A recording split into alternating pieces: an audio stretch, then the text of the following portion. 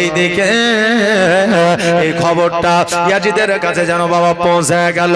ইয়াজিদকে যা বলতেছে, নোমান বিন আপনার সাবিত খবর দিল, জগো ইয়াজিদ আজকে আপনি কোন জায়গায় আছেন, আপনি কি খবর রেখেছেন? বলে কি হয়েছে রে? বলে খবরটা হলো এই, আমার নবীর বংশের লোক এসেছে যার নাম হলো ইমামে মুসলিম, আর ওই ইমামে মুসলিমের হাতে 12,000 লোক হাতে হাত দিয়ে বায়াত গ্রহণ করেছে। আজকে এই কুফাতে 2টা নারা চলে। 1 নম্বর নারা হলো আপনার, 2য় নম্বর নারা হইল আমাদের শহরে। আজকে 3য় নম্বর নারা চলে এসেছে, যে নারাটা হলো নবীজির আওলাদের। এইভাবে ইমাম মুসলিমকে যদি সময় দেওয়া হয় তবে আপনার নারা, আপনার ডাঙ্কা আর চলবে না। রাজত্ব যারা করে, সিংহাসনে যারা বসে, তাদের কিন্তু বাবা একটা ভয় থাকে, সিংহাসনের ভয়। জানের ভয় কম থাকে, কিন্তু সিংহাসনের ভয় বেশি থাকে। এবার যে প্ল্যান করে রাজনীতি করে ওবাইদুল্লাহকে বলে, ওবাইদুল্লাহ যাও যাও খবরটা একবার নিয়ে দেখো। এবার ওবাইদুল্লাহ কি করলো, এবার আস্তে আস্তে করে মুখে বাবা পর্দা করে মেয়েদের মতো বোরখা পরে যেন মসজিদের কাছে আসলো। আসার পরে সালাম দিল। মানুষ মনে করলো ইমাম মুসলিম বলেছিল আমার পরে ইমাম হোসেন আসবে, অতএব এই লোকটা যে এসেছে এটাই হবে হয়তো ইমাম হোসেন। জোরে বলেন নাউজুবিল্লাহ। ইমাম হোসেন মনে করে আজকে তাকে ছাদের উপরে নিয়ে গেল। যেমন ছাদের উপরে নিয়ে যাওয়া, মুখের পর্দাটা সরায় দিয়ে চরম করে তলোয়ারটা বের করে একবার আওয়াজ দিয়ে বলল, হ্যাঁ কুফাবাসীরা, আমি হলাম ওবাইদুল্লাহ ইবনে জিয়াদ। আজকে তোমাদের হুঁশিয়ারি দিতে আছে, আজকে তোমরা যারা বায়াত গ্রহণ করেছো ইমাম মুসলিমের হাতে হাত দিয়া, আজকে তোমরা যারা মুরিদ হয়েছ, আজকে যারা তোমরা তাকে সাপোর্ট করেছ, আজকে সাপোর্ট তোমরা বাদ দিয়ে দাও, মুরিদ হইতে দূরে সরে যাও, নইলে তোমাদেরকে এক এক করে কতল করা হবে, শহীদ করা হবে। কাউকে বাঁচিয়ে রাখা যাবে না, কাউকে বাঁচিয়ে রাখা হবে না। আর তোমরা যারা মনে করো আমরা তাকে ভালোবাসি, মহব্বত করে, এখন সামনে আসো, তোমার গর্দানটাকে আলাদা করব। আহারে যারা মুমিন হয় তাদের জীবনের মায়া নাই, যারা মুসলমান হয় তাদের প্রাণের কোনো ভয় না, তারা সর্বদা সর্বক্ষণ মাথায় কাফন নিয়ে ঘুরে বেড়ায়। একবার জোরে বলেন সুবহানাল্লাহ। এরই নাম হলো মুসলমান। বাবা ওবাইদুল্লাহ ইবনে জিয়াদ যখন এই ঘোষণা করে দিল, এক এক করে যত মুরিদ ছিল সবাই যেন দূরে সরে গেল, কেউ যেন সামনে আসিল না। আহারে আমার ইমাম হোসেনের নাম নাই বলে তাকে নবীর মহব্বতকারী বলা যাবে না। ইমাম হোসেনের নামে যারা বুকে বাড়ি দেয় তাদেরকে ইমাম হোসেনের মহব্বতকারী বলা যাবে না। কেন না, কেন না, ওই ইয়াজিদের আমলে অনেকেই বুক বাড়িয়েছিল ইমাম হোসেনের নাম শুনে, ইমাম হোসেনের কারবালায় যাওয়ার কথা শুনে, কিন্তু ইমাম হোসেনের সঙ্গ তারা দেয় না। ইতিহাস একটু ভালো করে পড়ে নেবেন রে বাবা।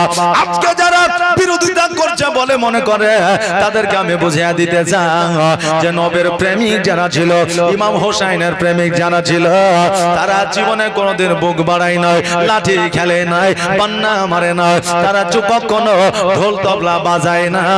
বর্তমানে অনেকে বাজায় রে বাবা, আমার কথাটাকে খারাপ মনে করবেন না, যদি জানার থাকে আমার কাছে জেনে নিবে, দুই মত সৃষ্টি করিবেন না।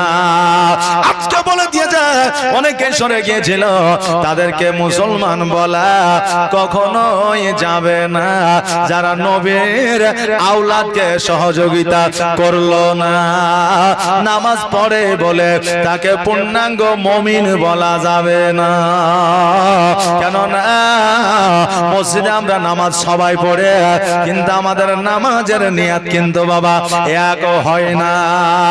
আপনি বলবেন হুজুর গো, আমরা যখন জোহরের নামাজ পড়তে যাই আমরা তো একই নিয়াত করে নাওয়াইতু আন উসাল্লিয়া লিল্লাহি তাআলা রাকাতের সালাতে বা আরবা রাকাতের সালাতে যোহর বা আসর বা মাগরিব বা ইশা আমরা যে জামাতে নামাজ পড়ি আমরা একই নিয়াত করি, তবে নিয়াত আমাদের এক হয় না। এই কথা কেন বলছেন? প্রশ্ন আসবে কি আসবে না? একই নিয়াত করেন এটা ঠিক, শুধুমাত্র জবানে একটা দায়িত্ব বেহাজাল ইমাম আপনি শুধুমাত্র জবানে দেন, কিন্তু অন্তরে আরেক কথা বলে। কেউ মসজিদে আসে সেক্রেটারি হওয়ার জন্য, আমি যদি ঘন ঘন নামাজ পড়তে যাই মানুষ আমাকে সেক্রেটারি বানাবে, আমি যদি মসজিদে নামাজ পড়তে যাই 5 ওয়াক্ত নামাজ পড়ে মানুষ আমাকে সভাপতি বানাবে। আজকে মসজিদে যদি আমি যাই 5 ওয়াক্ত নামাজ পড়ে মানুষ আমাকে ভালো বলবে।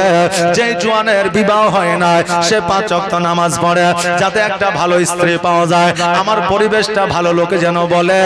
এই জন্য অনেক যুবক মসজিদে আসে, বিয়ে যখন হয়ে যায় লাইট নিয়েও খুঁজে পাওয়া যায় না। বাবারে এই উদ্দেশ্যে অনেকে মসজিদে আসে। আবার অনেকে বাবা 60 বছর হয়ে গেছে, চাকরি থেকে রিটায়ার্ড হয়ে গেছে, চাকরি থেকে রিটায়ার্ড হয়ে যাওয়ার পরে বাড়িতে সকাল সন্ধ্যা দুপুরে পেপার পড়ে, এখন বৌমা আর সন্তান বলতেছে আব্বা গো মসজিদে কেন যাও না? কেন না? গ্রামের লোকের কথা শুনতে শুনতে জীবন গেল। হ্যাঁ রে, তোর বাপজি রিটায়ার্ড হয়েছে, বাড়িতে কি করে মসজিদে পাঠাইতে পারিস না? ওগো আব্বা আমাদের মান সম্মান থাকলো না, আগামী কাল থেকে মসজিদে যাইবা নামাজের জন্য। বাবা দেখছে বেটা যখন বলছে মসজিদে না গেলে খেতে দেবে না, ওই জন্য মসজিদে যাইতে হবে। আচ্ছা বলে ওই বান্দা আল্লাহর ভয়ে মসজিদে গেল না ছেলের বৌমার ভয়ে মসজিদে গেল? কার ভয়ে? ছেলে আর বৌমার ভয়ে মসজিদে গেল। এখন সেই বান্দা যদি নিয়াত করে নাওয়াইতু আন উসাল্লিয়া লিল্লাহি তাআলা আরবা রাকাতের সালাতিল যোহর বা আসরে যদি নিয়াত করে, নিয়াত শুধু জবানে হবে কিন্তু অন্তরে নিয়াত আলাদা হবে। নাওয়াইতু আন উসাল্লিয়া লিল্লাহি তাআলা রাকাতের সালাতে বা আরবা রাকাতের সালাতে ছেলে বৌমার জ্বালাতে আমিও পারি না, তারাও ছাড়ে না। আল্লাহু আকবার। নিয়াত বাবা ট্রান্সলেশন হয়ে যাবে। এই জন্য নামাজে যারা আসে তারা সবাই প্রত্যেকে যে নামাজি এটা কখনোই বলা যাবে না। অনেকে আছে লোক দেখানো নামাজ পড়ে, এটা সে প্রকাশ করে না। বাবা যে ভাইরা আমার কথায় রাগ করিবেন না, রাগ করিলে আপনার লস হবে আর জানার বিষয় জানলে আপনার লাভ হবে। বাবজি ভাইরা আজকে বলে দিয়ে যায় ওই 12,000 মুসল্লি যে নামাজ পড়েছিল ইমাম মুসলিমের পেছনে, আর তারা জীবনের ভয়ে প্রাণের ভয়ে সবাই দূরে সরে গেল। ইমাম মুসলিমকে কেউ যেন সহযোগিতা করলো না, অতএব কে তাদেরকে পূর্ণাঙ্গ মুসলমান বলা যাবে না। ওই মুসলমান এখনো পর্যন্ত জগতে আছে না নাই বাবা? এখনো পর্যন্ত ওই মুসলমান জগতে আছে। বাবজি ভাইরা আজকে ইমাম মুসলিম রাদিয়াল্লাহু তাআলা আনহু যখন পুনরায় তারপরের দিন যখন মাগরিবের নামাজ পড়াইতে আসলেন, নামাজ পড়াইতে আসার পরে সকল মুসল্লি দাঁড়িয়ে আছে, কিন্তু বাবা এবার যখন পেছন দিকে এলান হয়ে গেছে ইমাম মুসলিমকে যারা সহযোগিতা করবে, ইমাম মুসলিমকে যারা বাড়িতে রাখবে, ইমাম মুসলিমের পেছনে যারা নামাজ পড়বে, ইমাম মুসলিমকে নিয়ে যারা লাফালাফি করবে তাদের ঘর বাড়ি জ্বালায়া দেওয়া হবে। ইমাম মুসলিম রাদিয়াল্লাহু তাআলা আনহু হাজার হাজার মুসল্লি নিয়ে নামাজ পড়তেছিল। এবার নামাজ যখন কমপ্লিট হইল, আসসালামু আলাইকুম ওয়া রাহমাতুল্লাহ সালাম ফিরাবার পরে পিছন দিকে তাকায়া দেখছে যেন একটা মুসল্লি দেখা যায় না, সবাই ভয়ে বাড়ি পালিয়ে গেছে। এরা বাবা মুসলমান ছিল না, এরা নামেই মুসলমান ছিল। জোরে বলেন নাউজুবিল্লাহ। বাবজি ভাইরা ইমাম মুসলিম রাদিয়াল্লাহু তাআলা গোটে গোটে ভাই মসজিদ থেকে যখন বার হয়ে আসলো, একজন মানুষ জামাত ফেল করেছিল, শেষের বেলায় আসার পরে ওযু বানাইতে আছে। এখন ইমাম মুসলিমকে দেখেছে, এখন দেখার পরে সে চিন্তা করে ওযু বানাবো না পালাবো না মসজিদে যাবো, খুঁজে পেয়েছে না। কারণ ইমাম মুসলিম যদি বলে তোমার বাড়িতে থাকবো তো আমার জ্বালা হয়ে যাবে, নাও বলতে পারবো না, লিয়েও যেতে পারবো না, কারণ লিয়ে গেলে আমার বাড়ি ঘর থাকবে না, জ্বালিয়ে দিবে, পুড়িয়ে দিবে, আমার বাড়িতে জুলুম হবে। এই জন্য ইমাম মুসলিমকে কথা বলতে চাই না, মুখটা ঘুরিয়ে লিছে। দেখবেন না অনেক মানুষ আছে কথা বলবে না, হয়তো একটা চা খাওয়াইতে হবে বা দাঁড়াইলে হয়তো বলে বন্ধু চলো দোকানে, তাহলে লস হয়ে যাবে। তো ওই জন্য বন্ধুকে দেখার পরেও না দেখার ভান করে অনেকেই থাকে, অনেক সময় থাকে না, মানে বন্ধু আছে এদিকে তো ওদিকে তাকাচ্ছে, আবার বন্ধু ঘুরিয়ে দিয়ে গেছে ওদিকে তাকাচ্ছে, মানে তোকে দেখবো না, এরকম একটা ব্যাপার, মানে অনীহা। তো ওই মুসল্লি চিন্তা করে যে একে দেখলেই তো হয়তো বাড়ি নিয়ে যেতে হবে, ঘর নিয়ে যেতে হবে, খেতে দিতে হবে, তা এদিকে আমার ইয়েজিদ আমার বাড়িতে অত্যাচার করবে, জুলুম করবে। তো কথা বলার চাইতে না বলাই ভালো, চুপ করে বসে থাকি, আর পালানো তো যাবে না, এখন বসে আছে। তো ইমাম মুসলিম রাদিয়াল্লাহু তাআলা আনহু ওনাকে ডাকছেন, এ ভাই একটু শোনেন, কিন্তু কর্ণপাত করছে না। ইমাম মুসলিম বুঝতে পারলেন যে আমার নামে তো এলান হয়েছে মনে হয়, না হলে এইরকম হওয়া তো কথা ছিল না, তাই না? তো এবার ও হয়তো চিন্তা করছে, ভয় করছে, আমাকে খেতে দিতে হবে, থাকতে দিতে হবে, তো তার জন্য হয়তো কথা বলছে না। ইমাম মুসলিম বলে, ভাই একটা কথা আপনাকে জিজ্ঞাসা করব, শুধুমাত্র একটু কথা বলে, আমি আপনার বাড়িতে জায়গা নিব না, আমি আপনার বাড়িতে থাকব না, আপনার কাছ থেকে আমি পানি পান করব না, আপনার বাড়িতে জায়গা চাইব না।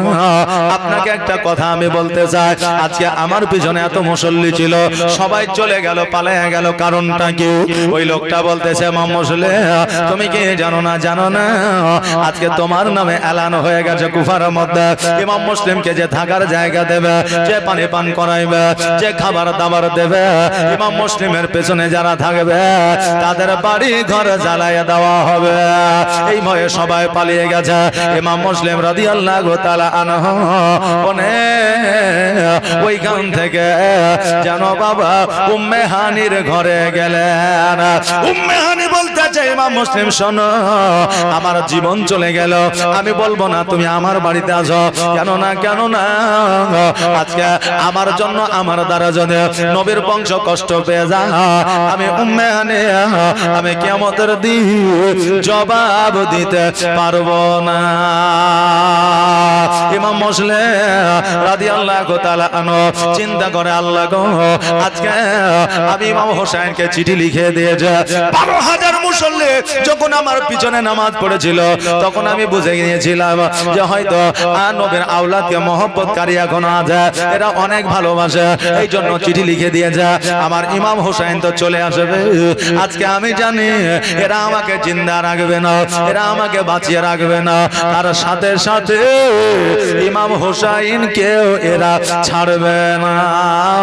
কিন্তু আমি এই ইমাম হোসেনকে যে চিঠিটা লিখেছি, ওই চিঠিটা আমি কেমন করে রুখে দিতে পারে, কেমন করে বন্ধ করতে পারে, এই চিন্তায় চিন্তিত। উম্মে হানিকে বলে, ভাই রে, আজকে ওই চিঠিটাকে বন্ধ করা যাবে না। বলে, না না, কারণ সরকার হলো তাদের, চিঠি পিয়ন হলো তাদের, স্টাফ হলো তাদের, অতএব তাদের হাতে চিঠি পৌঁছে গেছে, তারা নিশ্চয় মদিনায় পৌঁছে দিবে, ওই চিঠি আর রুখে দেওয়া যাবে না। এটাই তারা চেয়েছিল, আজকে সেটা হয়েছে। কেন না ইমাম মুসলিম আমরা বুঝতে পারি না, তুমি বুঝতে পারো না, আমাদের সঙ্গে ধোঁকাবাজি করেছে, জোরে বলেন নাউজুবিল্লাহ। আর 150 টাকা চিঠি দিয়া কুফাটাকে ধোঁকা দিয়া, 150 টাকা চিঠি দিয়া আর কুফাটাকে ধোঁকা দিয়া। কুফার মানুষেরা সারা জিন্দেগি জীবন আজকে মানুষকে ধোঁকা দিয়ে চলেছে। এখনো পর্যন্ত কুফার মধ্যে যে মানুষগুলা বসবাস করে, যদি কেউ গিয়ে থাকে ওই কুফার মধ্যে, মানুষের মধ্যে চিটারি বাটপারি এখনো বেশি আছে, বুঝলেন না, এখনো বেশি আছে। কারণ আজকে বর্তমানে যারা নওজোয়ান এখন আছে, আসলে তারা যখন ছিল তাদের বংশরাই তো আছে নাকি, অন্য কেউ না। বাবারে, আজকে আমাদের মুর্শিদাবাদের নবাবকে যে প্ল্যানিং করে যে কতল করেছিল, শহীদ করেছিল, তার নাম কি ছিল? মীর জাফর, তাই না? মীর জাফর ছিল। আপনারা মনে করেন মীর জাফর মরে গেছে? হ্যাঁ, মীর জাফর আর নাই, কারণ মির্জাফর এখন আছে, মির্জাফর নাই এটা ঠিকই, কিন্তু মির্জাফরের বংশধর এখনো পর্যন্ত আছে। আমার নবী বলেছে বংশের পরম্পরা আজকে কারো না কারো অভ্যাস তার মতো থাকবে, বলেন না, তার মতো থাকবে। বাবারে আমার শরীরে একটা রোগ আছে আপনাদের বলে দেয়, সেইটা হলো অ্যালার্জি। অ্যালার্জি তা আমি বহু ডাক্তার দেখিয়েছি, বেঙ্গালোর বলে, মুম্বাই বলে, হায়দ্রাবাদ বলে, অনেক জায়গায় গিয়েছি। সমস্ত রিপোর্ট করার পরে বলেছে জিনগত আপনার রোগ। বলে জিনগত কেমন? বলে বংশগত। বলে আমার জীবনে তো এইরকম কারো দেখি না। আমার বাপকে জিজ্ঞাসা করলাম, আমার বাপও বলেছে কারো দেখা নাই। আমার দাদুকে জিজ্ঞাসা করেছি, দাদুও বলেছে কারো দেখি না। ডাক্তার বলল হুজুর গো আপনাকে বলে যায় দাদু পদ্দাদর না হলে কি হবে, 12 বর্ষ 12টা গোষ্ঠীর আগেও না হলে কারোর না কারো ছিল, তাই আপনার হয়েছে, বুঝলেন না? তাহলে 12টা গোষ্ঠীর পরেও যদি রক্তের সম্পর্ক আমার থাকে, মির্জাফরের মির্জাফরই কেন থাকবে না? কথা বললেন না?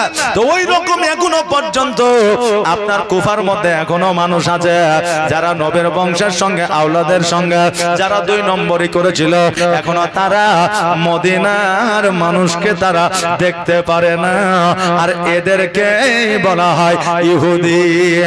বাপজি ভাইরা, যে জায়গাতে আমি ছিলাম আপনাদেরকে নিয়ে যায় আমার ইমাম মুসলিম রাদিয়াল্লাহু তাআলা আনহু বলে, ভাইরে তবে এর জন্য কি কোনো রাস্তা না, কোনো পথ না? উম্মে হানি বলল না না, এর জন্য কোনো পথ নাই, কোনো রাস্তা না।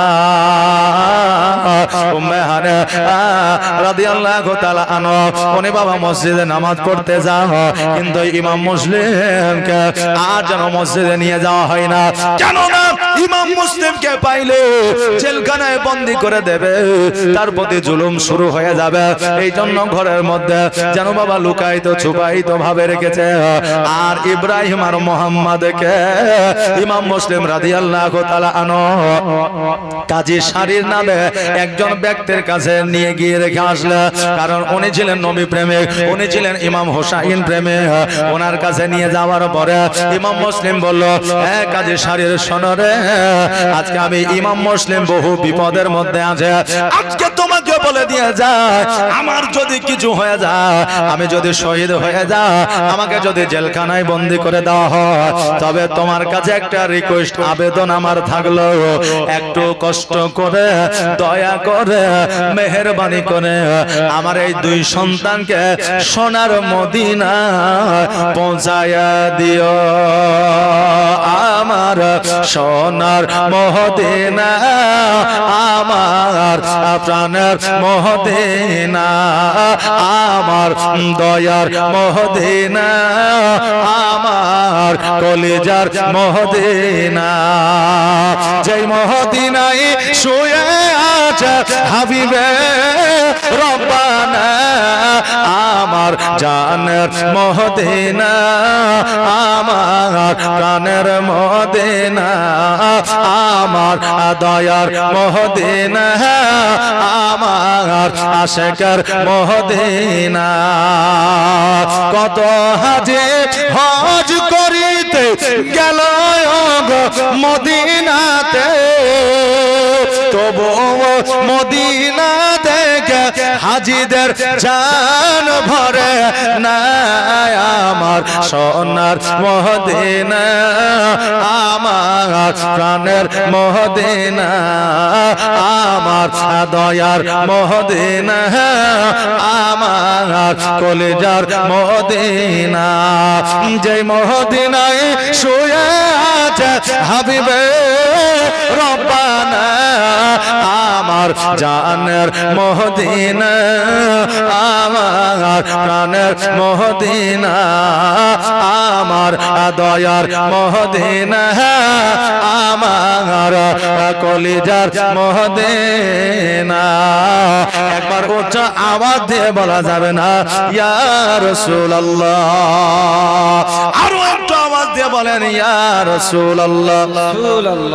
জাজবা শুধু আমাদের থাকলে হবে না, আপনাদেরও থাকা দরকার আছে না? নাই জি দরকার আছে।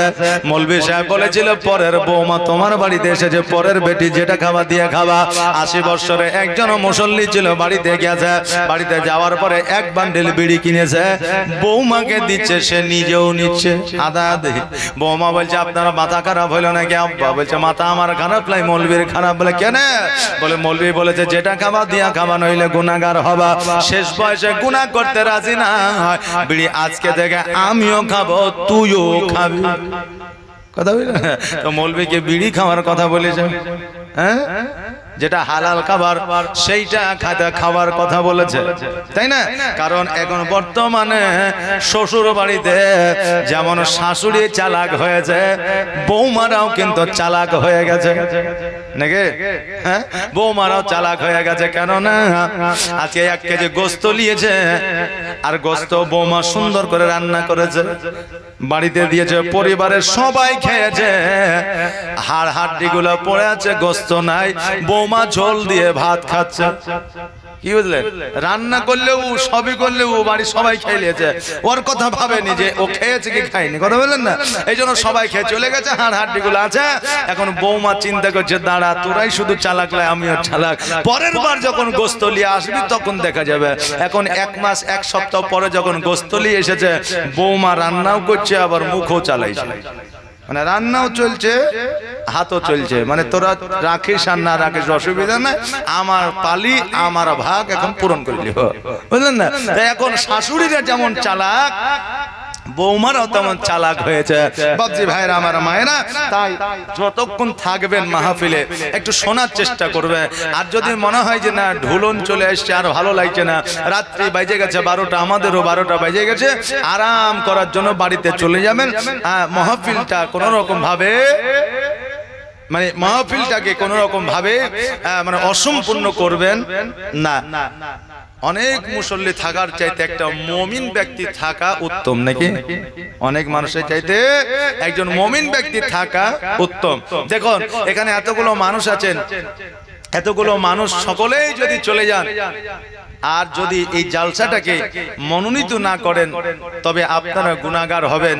এই কমিটির যে উদ্দেশ্য, গ্রামবাসীর যে উদ্দেশ্য, সেই উদ্দেশ্য পূরণ হবে না।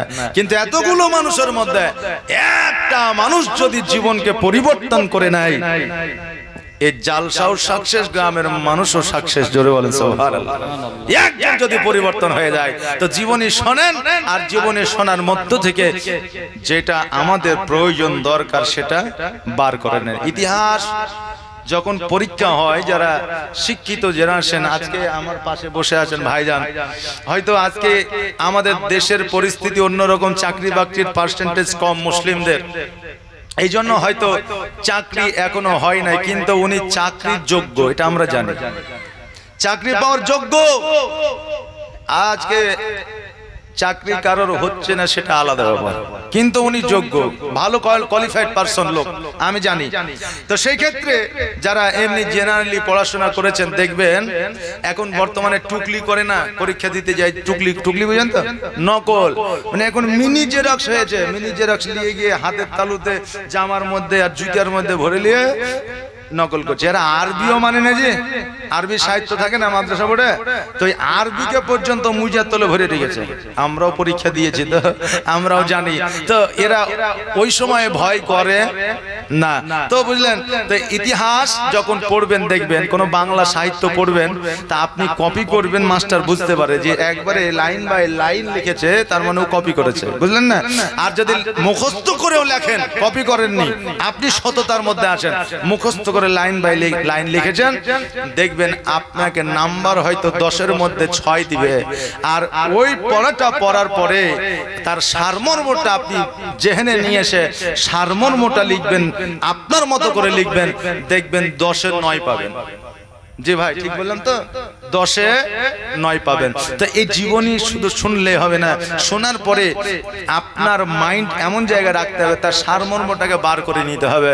কিয়ামতের দিন আল্লাহর কাছে আপনি নম্বর পাবেন, জগতের কোনো মাস্টারের কাছে নাম্বার আপনাকে নিতে হবে না। আল্লাহ যেন এই জালসা মাহফিলের বাদাওলাতে আমাদের জীবনের গুনাহ খাতাকে যেন আল্লাহ মাফ করেন। সকলে বলেন আমিন সুম্মা আমিন।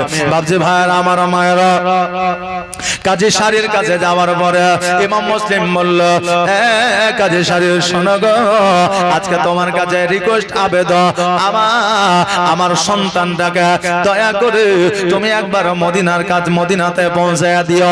এই আবেদন তোমার কাছে রেখে দিলাম, এইটাকে তুমি ফলো করো।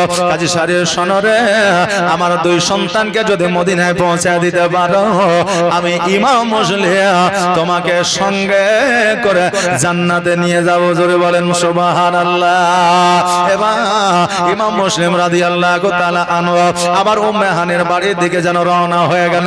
রাত্রি বেলা উম্মে হানির বাড়িতে যেন ঘরের মধ্যে থাকিতে লাগিল। এইদিকে আজিজ চিন্তা করে, হায় রে, এতদিন হয়ে গেল, 4 দিন 5 দিন 7 দিন অতিবাহিত হয়ে গেল, কিন্তু ইমাম মুসলিমের খোঁজ খবর পাওয়া গেল না। আজকে শোনো রে আমার সৈন্যরা, আজকে তোমরা ইমাম মুসলিমকে খুঁজে পাইলা না। আজকে তোমাদেরকে বলতে আছে, ইমাম মুসলিমকে যে খুঁজে দেবে 50টা মোহর তাকে উপহার স্বরূপ দেওয়া হবে। একজন সৈন্য বলল, আমাদের রাজা বাদশাহ শোনো, আমাকে 50টা মোহর আগে দিতে হবে, তবে আমি ইমাম মুসলিমকে খুঁজে বার করব। বলে ঠিক আছে, আজকে তোমাকে 50টা মোহর দেওয়া হবে। যদি 50টা মোহর নেওয়ার পরে ইমাম মুসলিমকে খুঁজে বার করে দিতে না পারো, তবে শোনো, আমি তোমার গর্দান শরীর থেকে আলাদা করে দেব, কারণ আমার সঙ্গে 2 নম্বরই করা যাবে না। ওই সৈন্য কিন্তু 50টা মোহর নিয়ে মসজিদে গিয়ে হাজির হলো। কেমন মুনাফিক একবার দেখে। মুনাফিক যারা হয় তারা কিন্তু বাবা চালাক হয়। মুনাফিক এই দিকেও কাটবে, ওই দিকেও কাটবে, এটাই হলো তাদের আসল পরিচয়। এদেরকে মুনাফিক বলা হয়। ইমাম সাহেব বলেন, বাপ রে, আপনার কিরাত যা কিরাত গো, সুবহানাল্লাহ, শুনতে খুব সুন্দর লাগে, আপনার কিরাত ছাড়া নামাজ পড়তে মনই বসে না। ইমাম সাহেবকে বলল, আর দোকানে এসে চায়ের দোকানে বলছে, ইমাম সাহেব যে কিরাত করছে, ঢুইলে কিরাত করছে, ওই কিরাতে নামাজ হইবে। ওই নাম করে এলো ইমাম সাহেবের কাছে, আবার ওই বদনাম করছে চায়ের দোকানে। এগুলো হচ্ছে মুনাফিকের লক্ষণ, ওকে মুনাফিক বলা হয়। ইয়াজিদের আমলে যারা সৈন্য ছিল, তাদের সঙ্গে এদের তুলনা করা হবে, কারণ এরাও বর্তমান যুগে বর্তমান সময়ে মুনাফিক। বাপজি ভাইরা আমার মায়েরা, আমার নবী সর্বদা সর্বক্ষণ বলেছে, মুনাফিক যারা হবে তাদের কাছ থেকে দূরে থাকবে, কেননা কখন ক্ষতি করবে তুমি নিজেও জানতে পারবে না। এই জন্য মুনাফিক যারা হবে তাদের কাছ থেকে দূরে দূরে থাকতে হবে। বাপজি ভাইরা আমার মায়েরা, আজকে আপনাদেরকে বলে দিয়ে যা, ইমাম মুসলিমকে খুঁজে পাওয়ার জন্য মসজিদে গেলেন। কত বড় চালাক দেখেন। আমার নবীজির লাশ চুরি করার জন্য ইহুদিরা আমেরিকা থেকে মদিনায় এসেছিল, এই ঘটনা জানেন, শুনেছেন? লাশ চুরি করার জন্য এসেছিল। তো তারা ডাকাত হয়ে আসে নাই, মন্ত্রী হয়ে আসে নাই, এমএলএ হয়ে আসে নাই, মৌলবি